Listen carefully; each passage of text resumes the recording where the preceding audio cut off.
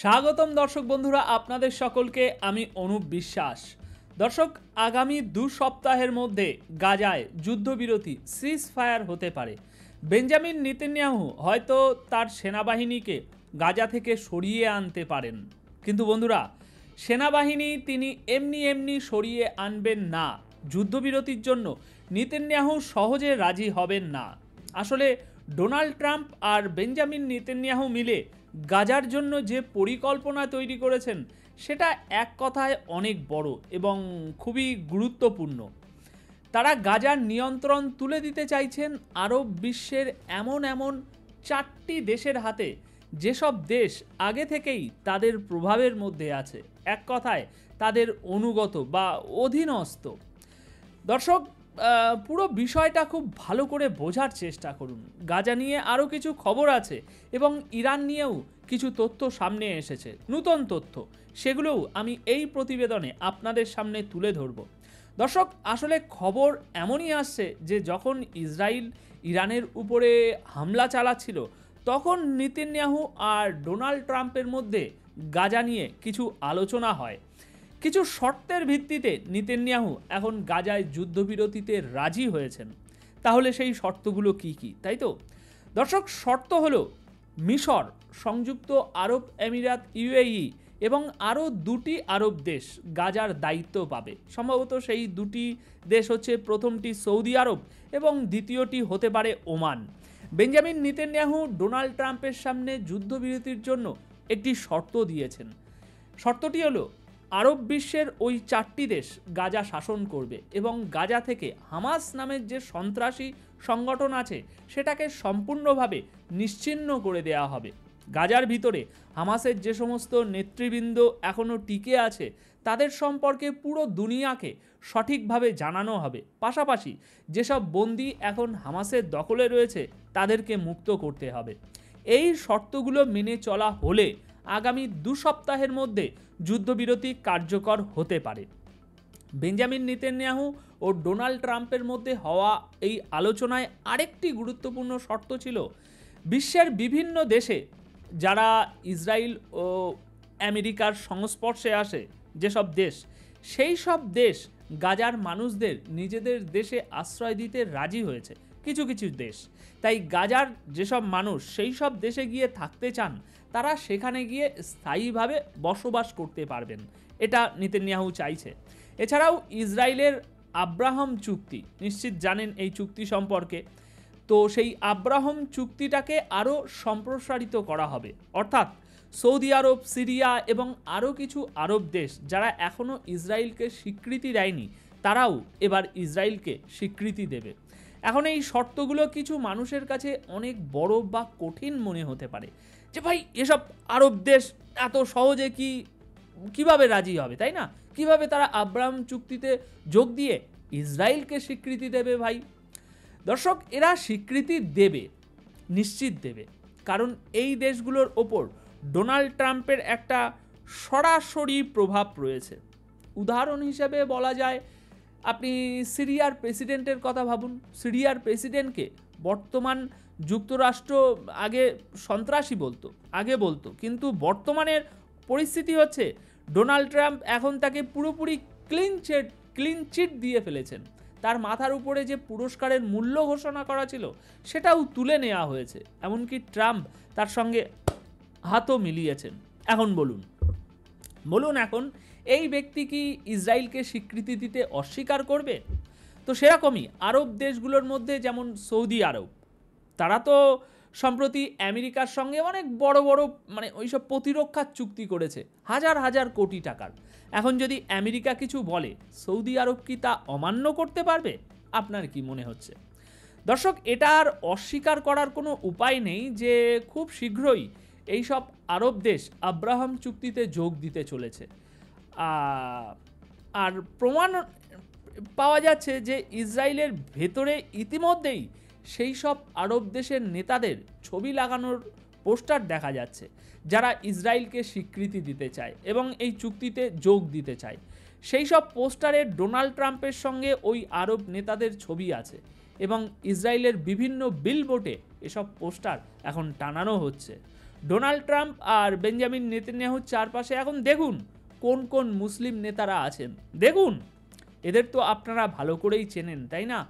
Saudi আরব, Jordan, মিশর, এমনকি ফিলিস্তিনের মাহমুদ আব্বাসকেও এইসব দেশের নেতারা সব পাশে রয়েছে। সুতরাং এইসব দেশের নেতারা এই পরিকল্পনার অংশ। আর বলা হচ্ছে এরা সবাই আব্রাহাম চুক্তিতে যুক্ত হয়ে ইসরায়েলকে স্বীকৃতি দেবে।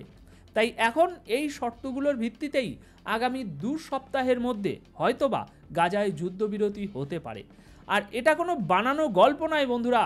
বেঞ্জামিন নেতানিয়াহু আর ডোনাল্ড ট্রাম্প এই পুরো পরিকল্পনা একেবারে তৈরি করে ফেলেছেন। আর খুব শীঘ্রই দেখবেন, খুব শীঘ্রই হয়তো মাত্র 2 সপ্তাহের মধ্যে ডোনাল্ড ট্রাম্প কিছু একটা বড় খেলা খেলতে যাচ্ছেন।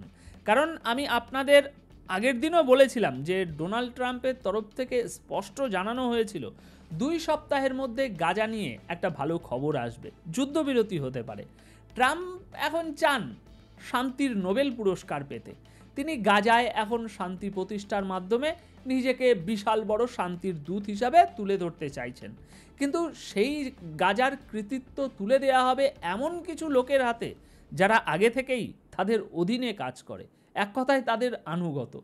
এইভাবে তারা গোটা পৃথিবীতে এক ধরনের ফাঁদ তৈরি করছে, পুরো দুনিয়াকে নিজেদের নিয়ন্ত্রণে নিতে চাইছে। সম্প্রতি ডোনাল্ড ট্রাম্প যে মধ্যপ্রাচ্য সফর করেছেন সেটা এমনি এমনি হয়নি। সেখানে আরব বাদশারা কোটি কোটি ডলারের চুক্তি করেছেন। এইসব চুক্তি তো হঠাৎ করে বাতিল হবে না, তাই না? প্রথমে ভয় দেখাও, সেই ভয় দেখিয়ে অস্ত্র বিক্রি করো, তারপর সেই দেশগুলোকে নিজেদের অধীনে নিয়ে আসো।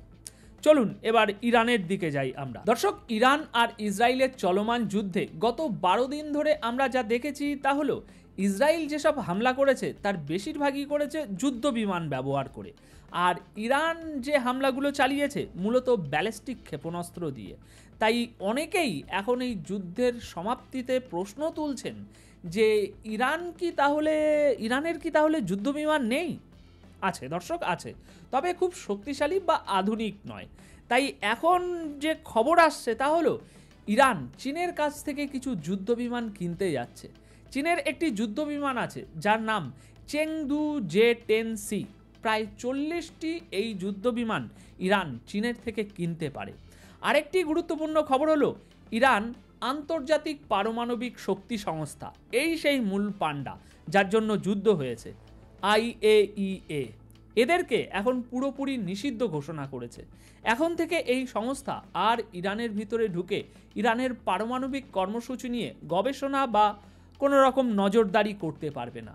আজ এই সিদ্ধান্ত চূড়ান্ত হয়েছে, মানে ভোটাভুটির মাধ্যমে ফয়সলা হয়েছে এবং কেউই এর বিপক্ষে ভোট দেয়নি, মানে কেউই চায়নি এই সংস্থা ইরানে থাকুক। ফলে এর আওতায় ইরানের যেসব গুপ্ত ক্যামেরা বা যেসব লোক আছে নজরদারি কাজ করতে ইরানের ভিতরে, তাদের সবাইকেই দেশ থেকে এখন বের করে দেওয়া হচ্ছে। তাই এখন ইরান তাদের দেশে পারমাণবিক কর্মসূচি নিয়ে যা খুশি করতে পারবে এবং বাইরের দুনিয়া আর তা সহজে জানতে পারবে না। দর্শক, ইসরায়েলের আরেকটি মিথ্যা এখন সামনে এসেছে। আপনারা নিশ্চয়ই জানেন ইসরায়েল দাবি করেছিল তারা ইরানের উপর বড় ধরনের হামলা চালিয়েছে, যাতে অনেক কমান্ডার ও কিছু বিজ্ঞানী মারা গেছে।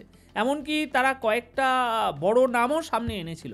যেমন আপনি এই যে চারজন কমান্ডারকে দেখছেন, আলী শাহ খামেনি, আব্দুর রহিম মুসাভি, আজিজ নাসির জাদে আর ইসমাইল কানে, এই 4 জনের মৃত্যুর খবরও ছড়িয়েছিল ইসরায়েল। কিন্তু দর্শক, এই 4 জনের 4 জনই এখনও বেঁচে আছে। এই 4 জন যে জীবিত তার প্রমাণ আপনার স্ক্রিনে দেওয়া আছে, চাইলে সেখান থেকে আপনি পড়ে দেখতে পারেন কবে কোথায় এদের দেখা গেছে। এমনকি ইসরায়েল যখন বলেছে তারা মারা গেছে তারপরেও এদেরকে দেখা গিয়েছে। সুতরাং ইসরায়েলের প্রপাগান্ডা সমস্ত সব এরকমই হয়, নিজেদের খুব শক্তিশালী দেখানো আর আসল ক্ষয়ক্ষতির যে খবর সেগুলো বাইরে না নিয়ে আসা। দর্শক, আর একটা গুরুত্বপূর্ণ খবর নেতানিয়াহুকে নিয়ে। নেতানিয়াহুর বিরুদ্ধে একটা দুর্নীতির মামলা চলছে, বহু বছর ধরে মামলাটা চলছে, কিন্তু নেতানিয়াহু কখনো আদালতে ঠিকমতো হাজিরই হয় না। আর যখন থেকে এই যুদ্ধ শুরু হয়েছে তখন থেকে তো নেতানিয়াহু একবারও আদালতে যায়নি। এই মামলার অভিযোগ প্রমাণিতও হয়েছে। যদি আর 1-2 বার তিনি হাজির হতো তাহলে এখনই হয়তো নেতানিয়াহুর জেল হতো কিংবা প্রধানমন্ত্রীর পদ চলে যেত। কিন্তু যুদ্ধ চলছে, তাই নিরাপত্তার কারণ দেখিয়ে নেতানিয়াহু বারবার আদালতে যাওয়া এড়িয়ে যাচ্ছে। আর এবারও আবার একটা নতুন তারিখ আদালতে ঠিক হয়েছে, কিন্তু এবারও সে বলেছে নিরাপত্তার কারণে যেন তারিখটা পিছিয়ে দেয়া হয়। এখন দেখা যাক আদালত এবার কি করে, কি অ্যাকশন নেয়। দর্শক, আমেরিকার প্রেসিডেন্ট ডোনাল্ড ট্রাম্প ঠিক সাধারণ মানুষের মতোই সকাল সন্ধে পোস্ট করে যান, দিনে 10টার বেশি পোস্ট করে ফেলেন, যেন এটাই তার প্রধান কাজ মনে হয়। বেঞ্জামিন নেতানিয়াহুকে নিয়ে তিনি একটি লম্বা চওড়া পোস্ট করেছেন, সেখানে তাকে একজন মহান যোদ্ধা বলে উল্লেখ করছেন ট্রাম্প।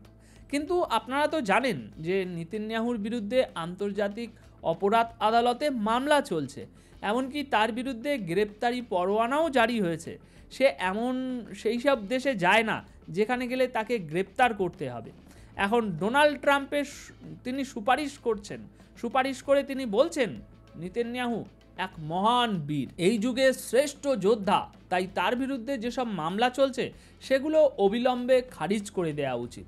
ট্রাম্প আদালতের কাছে এই মামলা প্রত্যাহারের অনুরোধ করেছেন, কারণ নেতানিয়াহু আর ট্রাম্পের মধ্যে দারুণ ঘনিষ্ঠ সম্পর্ক।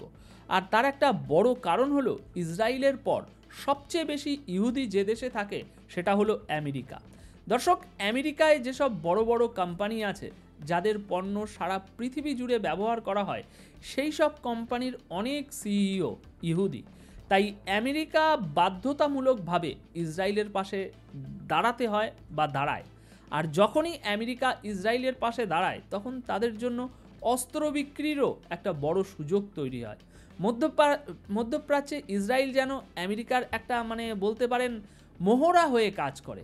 এখন দেখা যাক গাজায় এরা কি করে। সর্বশেষ খবর পেতে আমাদের সঙ্গে যুক্ত থাকুন। তো দর্শক, আপাতত এই প্রতিবেদন এখানেই শেষ করছি। অপেক্ষা করুন আমাদের পরবর্তী আপডেটের জন্য। আর চ্যানেল সাবস্ক্রাইব না করে থাকলে এখনই সেটা করে রাখুন, কারণ অথেন্টিক ও ভেরিফাইড নিউজ সবার আগে আপনার কাছে পৌঁছে দেওয়াই আমাদের একমাত্র লক্ষ্য। ধন্যবাদ আপনাদের সকলকে।